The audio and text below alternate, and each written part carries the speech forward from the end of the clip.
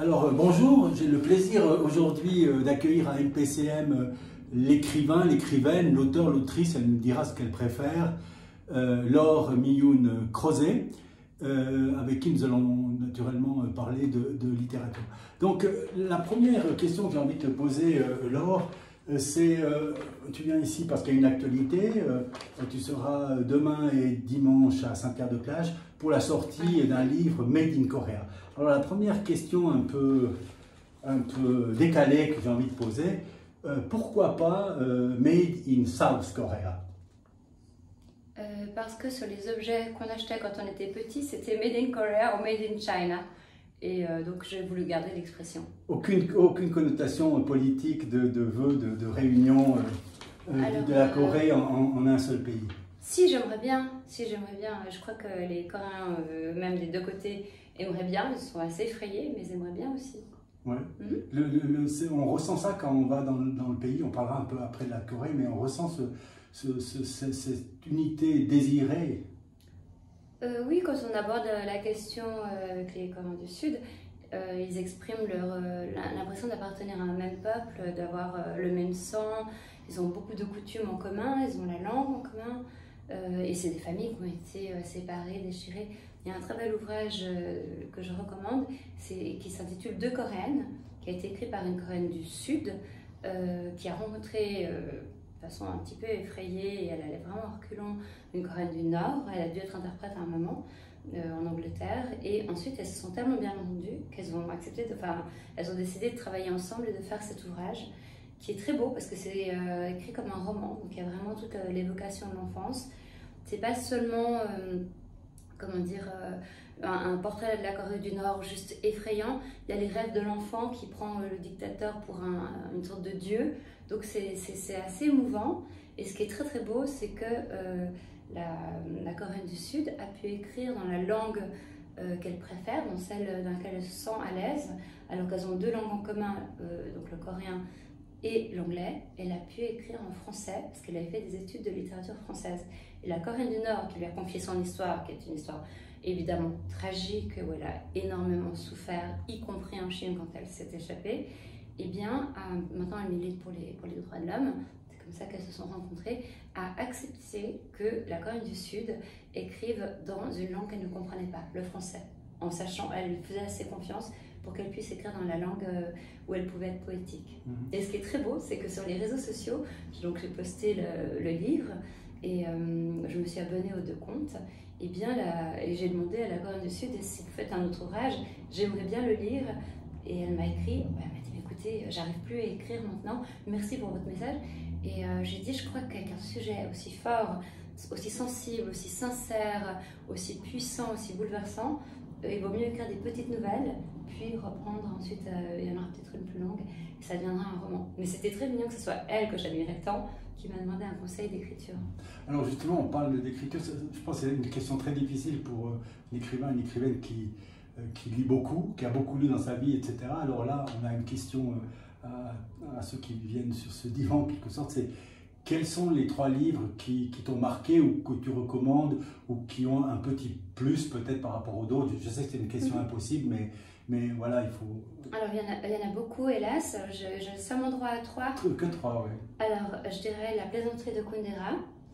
Ensuite... Alors, peut-être juste expliquer le pourquoi de ce choix. Simplement parce que pour moi, c'est un auteur absolument exceptionnel. Pour moi, c'est un génie récemment disparu. Mais j'ai lu toute son œuvre et je trouve qu'il a un degré de complexité, un humour, il déteste l'esprit de sérieux. Il y a toute une... Je sais pas, on comprend tout l'absurde de l'existence. Pour moi, ce sont des livres à la fois très profonds, légers, parce qu'il y a toujours quelque chose de comique, d'un peu délirant, dans une langue absolument fabuleuse. Et en plus, il est écrit ensuite en français. Donc, tu le privilégies, par exemple, à un livre que je trouve absolument, parmi les tout premiers que je lis moi, L'insoutenable légèreté de l'être. Oui, moi je l'aime mieux. D'accord. Je trouve plus intéressante cette thématique d'une blague affreuse qui tourne mal, alors que dans les relations sexuelles, humaines, comme ça, donc ces sujets qui ont été abordés par quantité d'autres auteurs, alors que cette histoire de carte postale me semble assez folle. Et le numéro 2 alors? Alors le deuxième, je vais choisir Dans la forêt de Egland, qui est apparu aux éditions Gallmeister, une maison d'édition que j'adore parce qu'elle travaille beaucoup sur le grand large, d'autant plus que j'en ai beaucoup lu pendant le confinement. Et c'est l'histoire de deux jeunes filles qui se retrouvent seules avec encore un peu de ressources, mais elles pensent qu'il va y avoir le reste de la planète, le peu de survivants qui vont venir soit les agresser, soit leur voler leurs vivres.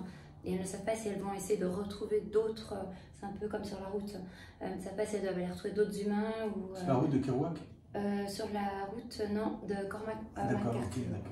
Il me semble. Hein. Oui, oui. Non, mais la route, c'est aussi un grand livre. Voilà, bien sûr, voilà. Non, non, alors il y a cette fin du monde où un père et un enfant essaient d'aller retrouver d'autres humains et ils trouvent beaucoup d'échéances, beaucoup de personnes brutales. Et là, ces deux jeunes filles doivent négocier aussi. Est-ce qu'elles font, elles utilisent la dernière électricité, enfin le peu d'électricité qu'il leur reste pour partir, je crois de l'essence, parce que c'est comme ça qu'elles peuvent faire fonctionner l'électricité à chaleur à la maison. Soit elles l'utilisent pour prendre la voiture et aller chercher un autre endroit, soit elles l'utilisent pour mettre de la musique et danser une dernière fois. Et c'est ce combat cette discussion entre deux sœurs qui s'aiment beaucoup, qui parfois se fâchent puisqu'elles sont seules au monde. Donc c'est Dans la forêt, alors de Egland. Egland et H-E-G-L-A-N-D, aux éditions Gallmeister. Et le troisième? Un troisième, c'est difficile. J'ai beaucoup aimé, puisqu'il faut aussi une femme, parce que je ne sais pas si Egland est une femme, je crois que c'est Jean ou Jean, je ne sais pas. Mais ce sera Gaël Josse, Une longue patience. C'était pas du tout une thématique qui m'intéressait parce que je n'ai pas. Quelle édition? Alors, je crois que je l'ai lu en folio. D'accord. Mais peut-être que non, je crois qu'elle est éditée par Vera Michalski, il me semble, chez Notabilia. En tout cas, c'est édité par la maison d'édition franco-suisse. Et le thème, c'est une mère qui attend son fils et qui l'attend extrêmement longtemps. Et ce qui est très beau, c'est tous les états par lesquels elle passe et sa foi, comme ça, dans le retour de son fils qui est parti en bateau et dont on pense vraiment qu'il est décédé en mer. Et je ne suis pas mère, je ne navigue pas, je crois que c'était en Bretagne, je ne suis pas bretonne non plus, mais j'ai trouvé qu'il avait telle mélancolie, finesse, beauté. Je pense que c'est le cas des trois ouvrages que j'ai nommés comme ça. Le style est excellent et vraiment, je trouve que ce sont des chefs-d'œuvre. Et alors, on a eu la chance à l'index, à travers Béatrice, de prendre connaissance du livre Made in Korea. J'ai envie de demander comment on reçoit une critique, on va dire quand même, qui est une critique merveilleuse pour un auteur, avec quelqu'un qui a lu profondément, qui a une bonne connaissance de la littérature et qui a ces mots-là, des mots, je recommande, c'est le texte du 24 août, si chacun veut le lire, le titre c'est simplement Made in Korea, c'est le titre même du livre. Comment on reçoit ça comme auteur, comme première critique? Je crois que ça doit être une des premières qui a été rédigée. On reçoit avec une... Ouais. Alors, comment tu réagis à une lecture comme ça? Je vais quand même donner le nom de la maison d'édition, enfin des deux maisons d'édition, donc c'est BSN Press et Okama, qui sont deux maisons d'édition suisses, une lausannoise et une genevoise. Alors je dois dire qu'on a l'impression que ce job is done, en fait, si on a réussi à être compris par au moins une personne, alors on se dit que le livre est réussi, parce que on a toujours la crainte qu'en fait tout le monde passe à côté de ce qu'on a voulu dire, que nous-mêmes on a été trop maladroits pour se faire comprendre. Et quand on reçoit une critique qui est d'une telle élégance, d'une telle finesse, d'une telle bienveillance, d'une telle profondeur, on se dit qu'on peut être lu correctement et ça donne beaucoup d'espoir et de joie pour la suite. Ouais. Alors on va revenir sur ce livre, mais je fais un petit retour vers le passé, qui est d'ailleurs mentionné également dans l'article, puisqu'on y parle de Un beau monde. Je me rappelle le jour où j'ai pointé ce livre dans un rayon de libraire, je me suis dit, Un beau monde, ce titre il est trop beau pour caractériser le beau monde. Je me suis dit avec mon esprit de contradiction que très certainement derrière ça, il y avait un autre monde qui n'était peut-être pas si beau que ça. là, ce livre, il est édité chez Albin Michel, c'est quand même une réussite d'être édité chez Albin Michel, et on a le sentiment, mais peut-être que je me trompe, hein, peut-être que je me trompe, on a le sentiment que ce petit livre de 100 pages qui est Made in Korea aura un accueil vers le public plus important qu'un beau monde, et qu'il y a peut-être là, si mon pronostic est exact, une sorte de renversement des valeurs littéraires en quelque sorte, parce que on dirait que le second, enfin, le Made in Korea, c'est un livre qui est fait plus dans une sorte d'empressement, un peu moins structuré que Un beau monde, qui est très architecturalement posé, etc. Et il me semble, je ne sais pas, mais le sentiment que j'aurais personnellement, c'est que j'ai peut-être été incompris dans Un beau monde et que je pourrais l'être, mais d'une autre manière, avec une réception du public dans Made in Korea. Ce sont deux ouvrages très différents. Le beau monde est vraiment un ouvrage effectivement construit un peu comme une cathédrale. D'ailleurs, il est organisé selon les 7 sacrements. Il est beaucoup plus virtuose. Il y a une unité de temps, de lieu, d'action.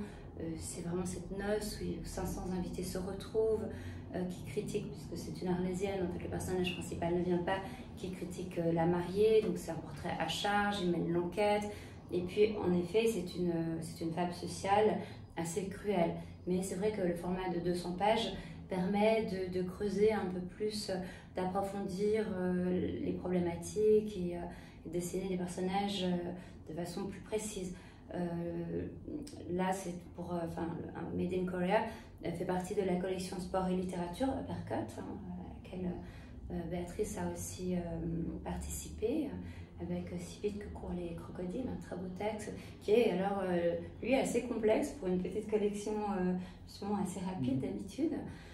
Mais là, j'ai voulu faire quelque chose de plus accueillant. Aussi, je dois dire que j'ai écrit un autre ouvrage pendant 4 ans, qui a été refusé pendant 1 année et demie, qui n'est toujours pas pris par les grandes maisons d'édition parisiennes, qui l'ont trouvé peut-être un peu trop sauvage, trop audacieux, j'ai l'impression. Donc j'ai voulu faire, je travaille toujours en réaction au livre précédent. Donc j'ai voulu faire quelque chose un peu pour tout le monde.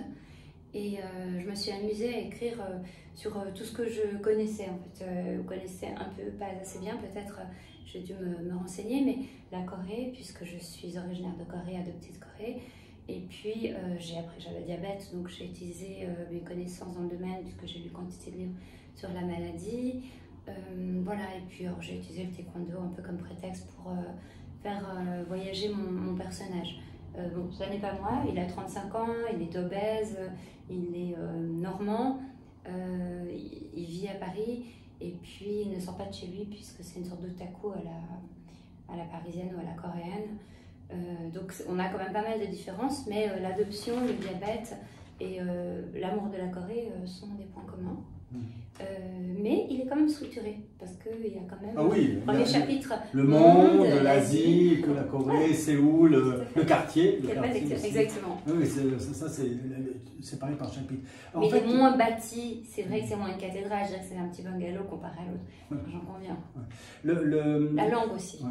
Alors je voulais présenter, j'avais pas oublié effectivement, BSN Presse et Okama sont unis maintenant, ils éditent le livre. Peut-être juste présenter l'idée de la collection Uppercut, parce que Made in Korea, ça s'inscrit dans la collection, juste présenter qu'est-ce qui fait la spécificité rapide, puisqu'on va parler après du livre, de la collection Uppercut. Volontiers, d'autant plus que c'est mon 3e dans cette collection. Il y avait S'escrime à l'aimer, Popcorn Girl et Made in Korea. C'est vraiment un format que je chéris. Bon là, mon éditeur m'a demandé de faire un ouvrage un peu plus long. Normalement, ce sont des micro-romans, et là, c'est un court roman, donc c'est pas une novella.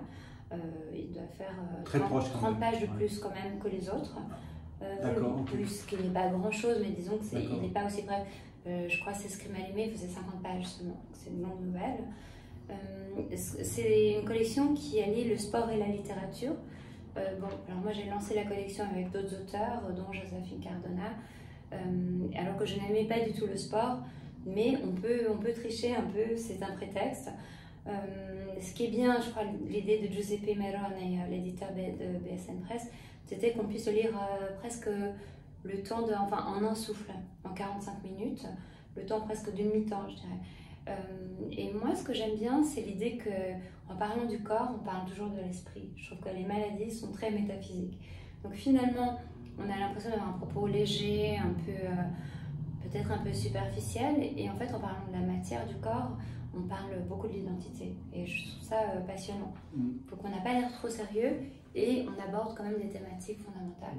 Alors moi, ce qui m'a touché comme lecteur, j'ai eu le plaisir de lire le Made in Korea, je dirais que c'est cette amitié naissante entre deux personnes dont on espère, on ne va pas spoiler la fin, mais il y a quelque chose qui se crée entre eux qui était finalement inattendu, puisque ce Normand, il débarque dans un pays qui n'est pas le sien, même s'il est génétiquement coréen, il ne connaît rien, il ne connaît pas la langue, etc. Il part un peu sur un coup de folie pour guérir prétendument son diabète. Alors, comment tu as voulu marquer ce lien qui, ouais, moi j'ai trouvé que c'était un lien qui peut s'annoncer très fort. Oui, d'ailleurs il y a des gens qui m'ont demandé la suite, ils m'ont dit, le peu de lecteurs qui l'ont déjà lu, on dit est-ce qu'il y aura un deuxième épisode, voire une série. C'est vrai, alors je ne veux pas trop en dire, mais l'écueil c'était un peu qui tombe d'abord sur une histoire d'amour, puisqu'il est très solitaire. J'ai bien dit amitié. Hein. Voilà, justement, mais c'était, j'aime bien les livres un peu déceptifs, comme ça, où on a des attentes.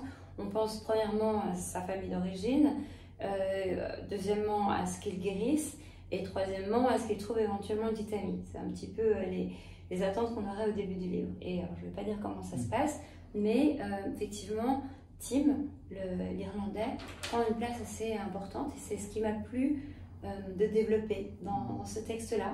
Et il l'apprend d'ailleurs dans les deux sens du terme. Il l'apprend parce que c'est un choix de Tim aussi, c'est un choix, je veux dire. On voit, il y a des actes qui sont vraiment très émouvants qui rentrent là-dedans. Et puis l'autre, il l'apprend, oui, parce qu'il a cette rencontre dans le club de taekwondo et qui fait qu'on va dans cette direction. Même si effectivement on est en 100 pages, on sait que c'est pas les grands romans français psychologie, etc. Mais ça donne quelque chose au lecteur qui, moi en tout cas, ça m'a fait frémir, quoi, même si c'est par petites touches. C'est ce qui m'a le plus ému dans le livre. Mais je crois que c'est une lecture très juste, c'est un roman de formation. Le personnage est très asocial, il s'est épaissi pour mettre une sorte de rempart entre lui et le monde, et il découvre quelqu'un en qui il a peu à peu confiance. Donc il sort de son armure quelque part. Et c'est vrai, je pense que c'est vraiment ce qui est le plus important dans cet ouvrage. C'est un exploit parce qu'on a affaire à un geek en quelque sorte au départ du livre, et qui est dans sa chambre, qui bouffe ses pop-corn. Enfin, il se fait livrer le monde, mais qui ne va pas vers le monde. Et qui ne va pas, tandis que là, déjà en Corée, il va dans son quartier, il sort, il fait des restaurants. On découvre aussi les charmes de la cuisine coréenne, la manière de manger, d'aller dans des petits troquets, enfin on n'appelle pas ça troquet, mais enfin c'est l'idée qu'il y a dans le livre. Et on voit ce gars qui découvre le monde. Et c'est vrai, alors moi j'avais pas cette idée de suite, mais c'est vrai qu'on se dit, tiens, puisqu'on sait comment le livre finit, tiens, on se dit, tiens, qu'est-ce qui peut se passer? Mais finalement, ce qui peut se passer, c'est la découverte du monde, c'est pas simplement la Corée, etc. Ça peut revenir au début du livre, finalement. C'est vrai que c'est un roman très sensoriel où on voit les couleurs, il y a des odeurs, c'est très gustatif. Simplement, avant, il dînait seul avec des plats commandés, et là, il les partage, donc tout a changé en fait. Dans l'article de Béatrice, il y a une phrase qui doit être un peu celle-là. Laure Milhoun-Crozet pointe le soleil, mais n'aborde que la lune. C'est vrai que faut-il comprendre de cette phrase qu'on a écrite Made in Korea? Il faudrait convoquer Béatrice tout de suite. Mais enfin, ça appartient ensuite à nous lecteurs, ce petit passage. Mais je suis assez d'accord avec elle dans le sens où je suis plus... Alors c'est peut-être pour ça que j'aime Kundera ou Maupassant, j'aime les écrivains assez pessimistes. Et je trouve que la lune, c'est déjà pas mal Et je ne suis pas une écrivaine du bonheur. J'ai beaucoup de peine à écrire des choses joyeuses. J'ai l'impression que c'est un peu niais. Et là, c'est le maximum de bonheur que j'ai pu écrire, je crois. Ah, mais moi, je le ressens comme un livre mais extraordinairement positif. Alors, par exemple, là. Pour moi, c'est déjà pas mal. Mais c'est vrai que c'est pas encore le soleil pur. Ça reste encore la lune. Il y a encore une teinte un peu mélancolique et nocturne. Le personnage n'est pas toujours... comment dire, au meilleur de sa forme. Oui, mais un écrivain mélancolique, c'est en tous les cas pas un oxymore. Non. Non. On est plus dans le pléonasme. Oui, je suis d'accord. Je dirais un bon écrivain. Un bon écrivain. Je ne veux pas me jeter des fleurs, mais je suis d'accord. Alors justement, j'ai un aspect là qui m'intéresse assez. Jacques Lacan, un psychanalyste français, disait le style, c'est l'homme. C'est quoi le style de Laure? Alors, je dirais que, dans cet ouvrage-là, comme le personnage n'était pas aussi docte... Parlons du beau monde. Dans le beau monde, parlons du beau monde. Les personnages étaient beaucoup plus éduqués, plus intellectuels. Alors j'ai pu... moi, je suis très fan de la langue du XVIIe siècle, donc j'ai pu... Donc c'est ce que je voulais, une langue classique. Beaucoup plus classique. Il faut que le lecteur sache qu'on a vraiment une langue classique, quelqu'un qui écrit de manière classique, vraiment très, très profondément classique. J'aime le faire. Intimement classique, j'ai envie de dire. Je crois que c'est... J'espère avoir quand même bien digéré mes lectures, mais je crois que je suis très sensible à la perception, en fait, à la focalisation, la perception de lecteur. Donc j'aime bien aussi le mener en bateau. Donc je dirais que, là aussi, comme Kundera ou comme Flaubert, j'aime être très ironique. Donc il faut presque rien prendre au premier degré de ce que je dis et toujours se méfier. Il y a toujours quelque chose et son contraire, plutôt son contraire. J'ai fait ça avec Popcorn Girl, c'est vraiment une sorte d'exercice d'admiration béat vis-à-vis des États-Unis, alors que moi je suis assez critique et sévère vis-à-vis des États-Unis. J'ai envie de dire que oui, après avoir lu Made in Korea, j'ai eu le plaisir de lire également Popcorn Girl. Bon, ça m'a fait penser aux souvenirs puisque on est dans un trip aux États-Unis, échange d'étudiants, etc., une vie pendant une année. Je recommande également ce petit livre. Il est également très très vite lu, hein. C'est 1 heure oui. Très très facilement. Et on est un peu dans le même style, disons. Oui. On est dans la même configuration, on va dire. Mais quel lien, c'est une question un peu poussée là, mais quel lien entre le taekwondo et la littérature? Alors je pense que c'est vraiment de toujours mettre son travail sur l'ouvrage. Je crois que c'est vraiment le fait de reprendre de chaque fois perfectionner son geste, comme si on tirait à l'arc également. Moi j'écris je sais pas, 30% du temps, et puis 70 ou 70% du temps je relis.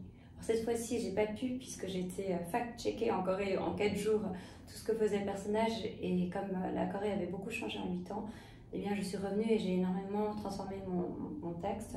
Donc c'est vrai que j'ai moins eu le temps de le relire, mais sinon je crois que le taekwondo, on doit aussi beaucoup s'entraîner, refaire les mêmes mouvements jusqu'à l'excellence, jusqu'à la perfection. Et je pense que c'est quoi le rapport du bon écrivain, j'ai envie de dire du grand écrivain, avec l'obsession du mot juste? Heureusement qu'il y a un éditeur qui à un moment nous demande notre texte, sinon on ne le lâcherait jamais, parce que il y a toujours, chaque jour on a une perception un petit peu plus fine des choses, et on a toujours l'impression d'être, comme disait Agatha Christophe, analphabète. Hein. On a de la peine, on se sent empêché, même si on lit, on écrit, on a toujours l'impression que notre texte n'est pas assez bon, n'est pas abouti.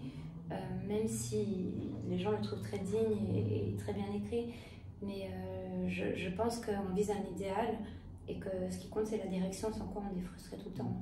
Et la routine, l'importance de la routine dans le geste de l'écriture, dans l'écriture elle-même. Il faut savoir se couper du monde. En tout cas, je trouve que... Tu ne pourrais pas écrire dans un bistrot, par exemple? Non, la vie m'intéresse davantage, je me sentirais punie. Alors que, non, j'ai vraiment besoin d'être enfermée comme dans une grotte, comme dans la cellule du Christ s'est arrêté à Éboli. Il y a des grands écrivains qui écrivent dans les cafés, etc. Il y en a qui écrivent comment tu captes ça alors? Enfin, ça ne fait pas partie de ton monde, ça. Non, alors je peux boire, oui, je peux. Non, mais je dis l'écriture. Mais pour l'écriture, non, non. J'ai besoin de quelque chose de très austère pour écrire parfois des choses très rock'n'roll. Mais je pense que j'ai moins de concentration qu'eux. Il y a des gens qui arrivent à se concentrer. Moi, le moindre bruit, le moindre frémissement fait que je détourne la tête de mon texte. Quand j'utilisais le mot routine, je pensais au phénomène de répétition et de régularité. Est-ce que c'est important ça? Ou bien on peut vaquer, on se dit tiens ce lundi je vais écrire, ensuite j'écris pas pendant 2 semaines et tout d'un coup j'ai 3-4 jours. Ou bien quand on a un projet dans la tête, on se dit non, on va le tenir sur un mode régulier, selon des modalités constantes. Ça dépend à quelle période du livre on est, enfin à quelle étape. Quand on fait des recherches, on peut s'arrêter, en faire d'autres. Souvent, on a pas envie de s'arrêter parce que c'est le moment intéressant où on ne prend pas beaucoup de risques. Ensuite, même si on peut avoir le vertige quand même. Et au moment où on écrit, le premier jet, il vaudra mieux ne pas être interrompu pour tirer le ruban parce qu'on ne sait pas exactement où on va. Moi, je ne suis pas quelqu'un qui travaille avec un plan. À un moment, quand j'ai la matière, alors pour la sculpter, oui, j'essaie vraiment de voir où je vais et je réorganise tout. Mais quand j'essaie d'accumuler la matière, c'est comme un ruban que je tire. Il faut que je tire le plus longtemps possible parce qu'à un moment, ça s'arrête. Et si je m'arrête trop tôt, je ne suis pas sûre de retrouver le même ruban plus loin. Donc j'ai besoin vraiment d'avoir un vrai premier jet. Un jet et pas 12 premiers jets. Là, par exemple, dans Made in Korea, les chapitres, c'est donc le monde, l'Asie, Séoul, le quartier, etc. Ça a été pensé avant ou c'est venu dans le jet d'écriture? Non, c'est venu après. J'ai dû déplacer des choses pour que ça soit cohérent. En fait, j'avais les aventures de mon personnage, mais pour qu'elles soient organisées, eh bien, j'ai dû déplacer. Et après, c'est ça le travail de cohérence, de relecture. J'ai dû faire ça avec Le Beau Monde, et alors ça, c'était l'enfer parce que au départ, c'était que des témoignages qui se succédaient. Je me suis dit, ça ne peut pas être juste ça, ça va être d'un ennui. Chacun prend la parole comme ça scolairement. Et c'est là que j'ai trouvé l'idée des 7 sacrements, parce qu'il y avait déjà les péchés, il y avait déjà les commandements. Et comme ça commençait par mariage et ça finissait par les funérailles, l'extrême-onction, je me suis dit, eh bien, il faut que j'organise tout ça. Donc j'ai dû regrouper les témoignages, mais ils n'étaient plus du tout à la même place dans le livre. Et ça, c'était très difficile parce que j'ai dû relire le texte à des personnes qui l'entendaient pour la première fois pour voir s'ils avaient les informations pour comprendre et si je ne me répétais pas. Donc ça, c'était vraiment l'enfer. Et puis le travail, le livre est sorti, il a été accepté, on a trouvé un éditeur, etc. Le travail post-édition, c'est-à-dire quand il rentre dans le marché, comment tu apprécies ça? Est-ce que c'est un devoir, une charge, un plaisir? C'est à la fois un cadeau et puis une charge. C'est un cadeau parce qu'on a été seul pendant 1 an, 2 ans, 3 ans, 4 ans avec son texte. Souvent on se fâche contre son texte, on se fâche contre soi-même. On se sent parfois, comme je disais, empêché, handicapé par rapport à... On aimerait se déployer encore davantage, on n'y arrive pas toujours. Et enfin, on fait de notre mieux, mais c'est pas facile. Et tout d'un coup, les gens viennent vers vous, l'ont aimé. Parfois, ils aiment plus votre texte que vous l'aimez. Enfin, vous le chérissez comme votre enfant, un peu de façon inconditionnelle. Mais les gens l'aiment avec des critères, des arguments. Donc, ça fait extrêmement plaisir.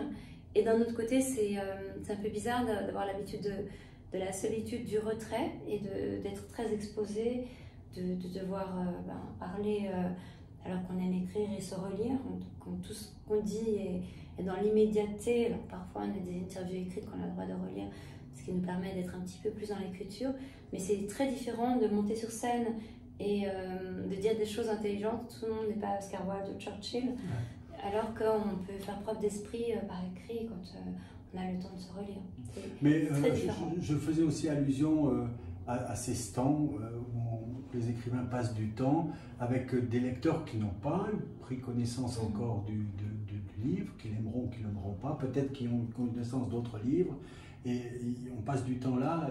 C'est quoi ce rapport entre écrivain et lecteur ou lectrice? Alors c'est splendeur et misère des écrivains, parce qu'il y a des moments où on est invité d'honneur et personne ne nous connaît. Dans la région où on a été invité, il n'y a personne. Et parfois, il y a des grands fans qui viennent, qui connaissent notre univers encore mieux que nous-mêmes, parce qu'on n'a pas forcément relu tous nos livres avant de venir. et c'est fou parce que les gens connaissent nos obsessions, nos petits langagiers, se souviennent de plein de détails qui les ont émus, dans lesquels ils se reconnaissent. Donc c'est vrai qu'on a une immense gratitude quand on sent qu'on a écrit des choses justes. C'est une sorte de validation, de complicité. C'est comme si on parlait la même langue, une sorte de langue secrète avec des personnes qu'on ne connaît pas. Et la fidélité est très touchante, et puis l'ouverture d'esprit aussi de gens qui choisissent notre ouvrage alors qu'il y en a quantité d'autres, de très grandes plumes très connues. C'est chaque fois une rencontre étonnante. Quand Laure arrive dans une librairie, pas comme écrivain, mais comme potentielle lectrice d'un ouvrage qu'elle n'a pas encore rencontré, ça se fait comment le choix? Qu'est-ce qui fait que tout d'un coup, on achètera ces 2 ou 3 livres et puis pas les 20 000 autres qui sont dans les rayons? Alors, il y a des maisons d'édition que je suis, que j'aime beaucoup. Il y a des auteurs que j'aime beaucoup, donc j'ai envie de lire toute l'œuvre, comme j'ai fait pour Kundera, j'ai envie de faire ça pour Zweig, Flaubert, ce genre d'auteurs. Et puis, parfois, j'ai entendu sur France Culture parler de certains ouvrages, donc j'ai envie de les acquérir. Un prescripteur externe, en quelque sorte. Voilà, ou sur les réseaux sociaux, parfois aussi. Parfois c'est le titre qui m'attire, parfois c'est la couverture, parfois c'est la 4e de couverture. C'est vraiment, parfois j'ai envie je sais pas, d'aventure. Alors je vais prendre quelque chose d'historique, très différent de ce que j'écris moi.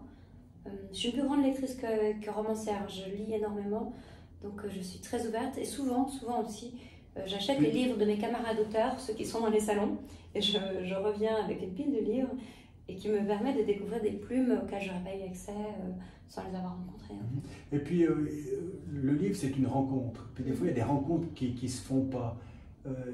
Il y a un livre où, parce qu'on a chacun, quand on lit beaucoup, quand on aime la littérature, on sait qu'on a... Et on n'arrive pas, une rencontre qui ne s'est pas faite et qui, pour des raisons indéterminées... Alors, je sais qu'il y en a un que j'ai toujours pas lu, mais que je vais lire, c'est Ulysse de Joyce. Et je me suis dit... C'est un pavé, ça, hein, c'est un pavé sur une journée. Hein, j'ai bien lu L'homme sans qualité de musique, j'ai bien lu La Recherche en 3 mois, mais je crois que je suis plus intimidée que...